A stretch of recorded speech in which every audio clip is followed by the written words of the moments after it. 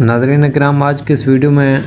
Drama series کوٹلش عثمان کی قسط number 179 کا مکمل ریویو اور آنے والی قسط کے اوپر بھی بات کریں گے۔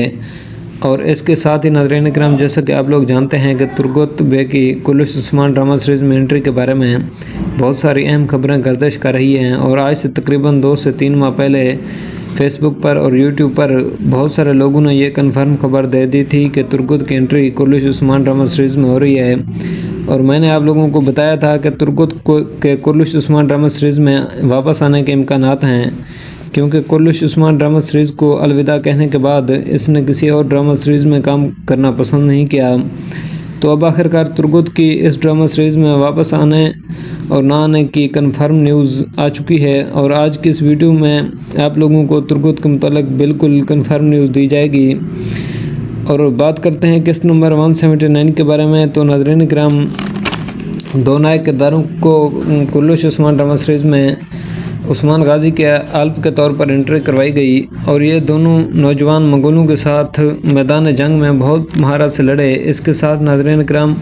یوسف اور سروجہ والے سین بھی بہت کمال کے تھے، اور ان دونوں نے یہ ثابت کر دیا کہ یہ دونوں عثمان غازی کے جانثار اور وفادار الپس ہیں۔ اور سیزن 6 کے پہلے ٹریلر میں جب میں نے یوسف والے کردار کو دیکھا تھا تو شکل سے مجھے ایسا لگا کہ جیسے یہ غدار ہو، لیکن ناظرین کرام، عثمان غازی کا یہ جانباز وفادار سپاہی بن جائے گا اس وقت ہم نے سوچا بھی نہیں تھا، مگر سروجہ کے متعلق شروع سے ہی یہ خیال تھا کہ یہ ایک نہ ایک دن ضرور عثمان غازی کا وفادار بنے گا۔ بہرحال ناظرین کرام، یوسف اور سروجہ دونوں بھائیوں کی طرح ہیں، اور عثمان غازی کے مقصد کے لیے دونوں نے اپنی جان کو خطرے میں ڈال دیا۔ اور ناظرین کرام، پچھلی قسط میں جارکتائی کے بھائی التوگا نے بھی یہ ثابت کر دیا کہ وہ اسلام قبول کرنے اور عثمان غازی کا جنگجو بننے کے قابل ہے۔ پہلے تو اسے بالکل وحشی اور درندے کے طور پر دکھایا گیا، جس کے اندر دل نام کی کوئی چیز بھی نہیں ہے اور مسلمانوں کے خون کا پیاسا ہے، لیکن ناظرین کرام، پچھلی قسط میں کچھ ایسا ہوا ہے جس سے ہمیں یہ معلوم ہوتا ہے کہ یہ ایک نہ ایک دن التوگا عثمان غازی کا جانثار اور وفادار سپاہی بنے گا،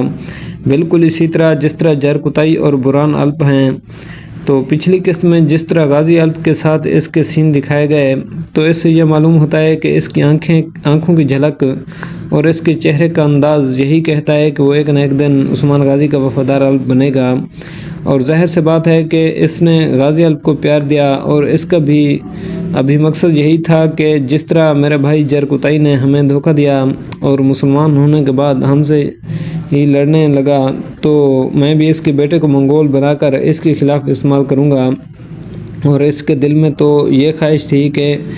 اس کی آنکھیں اور چہرہ یہ بتا رہے تھے کہ ایک دن